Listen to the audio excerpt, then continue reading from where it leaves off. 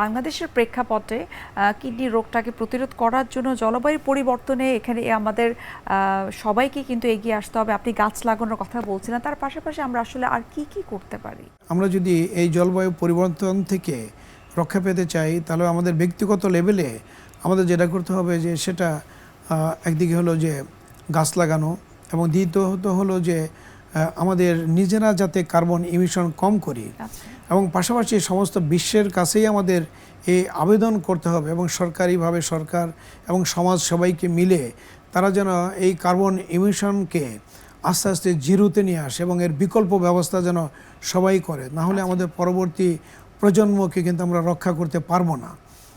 দ্বিতীয়ত যেটা যে এই যে জলবায়ু পরিবর্তনের তার যে ইম্প্যাক্ট আমাদের উপর সরাসরি যেটা আসছে, সেটা থেকে বাঁচার জন্য আমাদের যারা মাঠে ঘাটে যারা কৃষক ভাইরা কাজ করেন তাদের জন্য বলবো যে আপনারা যখন কাজ করবেন পর্যাপ্ত পরিমাণে আপনারা পানি পান করবেন।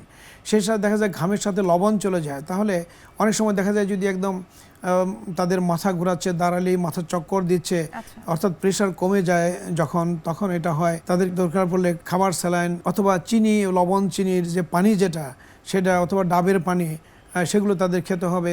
তাদেরকে প্রচণ্ড গরম সেখানে এড়িয়ে চলতে হবে। যদি কারো ডায়রিয়া, বমি এগুলো যদি হয় তাহলে সাথে সাথে তাদের খাবার স্যালাইন তাদের সেগুলো খেতে হবে। এর মধ্যে যে মশা যে আক্রমণ করে এবং মশার দ্বারা অনেক ধরনের রোগ যেগুলো ছড়িয়ে যায়, সেজন্য তারা মশারি খাটিয়ে সবসময় শুবে, মশায় যেন কামড় না দেয়, এবং সে সাথে যেখানে জলাবদ্ধতা থাকে, পানি জমে থাকে, সেখানে মশার জন্ম হয়, সেগুলোকে আমাদের যাতে না হয় সেজন্য প্রত্যেককে আমাদের সচেতন হতে হবে। যখন বন্যা যখন হয় সেই সময় যেন আমরা সুপেয় পানি খাওয়ার চেষ্টা করি, কিছু না হলেও যেন যে পানিটা আছে আমরা ফুটিয়ে যেন আমরা খাই, তাহলে আমরা কলেরা, ডায়রিয়া এগুলোকে প্রতিরোধ করতে পারবো। আর যদি ডায়রিয়া, কলেরা এগুলো হয়ে যায় তাহলে পরিবর্তন করে এবং ব্যক্তিগতভাবে সচেতন থাকতে চেষ্টা করতে হবে। আমরা অনুষ্ঠানের স্যার একেবারে শেষ পর্যায়ে আপনাকে অসংখ্য ধন্যবাদ, এত ব্যস্ততার মাঝে আপনি আমাদেরকে সময় দিয়েছেন। ধন্যবাদ এনটিভি কর্তৃপক্ষকে, ধন্যবাদ আপনাকে।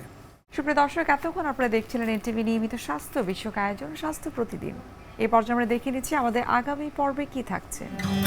এন্ডোমেট্রিওসিস এমন একটা রোগ যেটা আস্তে আস্তে কিন্তু ছড়াতে থাকে, আর এন্ডোমেট্রিওসিসের ঝুঁকিতে রয়েছে অবশ্যই, কিন্তু এই সংখ্যাটা হয়তো আগেও ছিল, কিন্তু যেটা হচ্ছে যে আমাদের এখন সামাজিক প্রেক্ষাপটে আমরা একটু দেরিতে বাচ্চা নেই, এটা একটা এন্ডোমেট্রিওসিসের কারণ।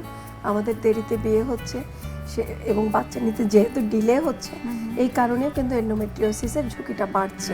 বিশ্বের যে কোনো প্রান্ত থেকে যে কোনো সময় এনটিভির জনপ্রিয় অনুষ্ঠান স্বাস্থ্য প্রতিদিন দেখতে আপনারা ভিজিট করতে পারেন আমাদের পূর্ণাঙ্গ পোর্টাল www.ntvbd.com এ। এছাড়াও এনটিভির বিভিন্ন ধরনের জনপ্রিয় অনুষ্ঠান এবং নিউজ আপডেট পেতে আপনারা ভিজিট করতে পারেন আমাদের ইউটিউব চ্যানেল এবং ভেরিফাইড ফেসবুক পেজে। দর্শক, আজ এখানে শেষ করছি, দেখা হবে আবারও আপনাদের সঙ্গে। সে পর্যন্ত আপনারা সবাই ভালো থাকুন, সুস্থ থাকুন এবং সব সময় এনটিভির সঙ্গেই থাকুন।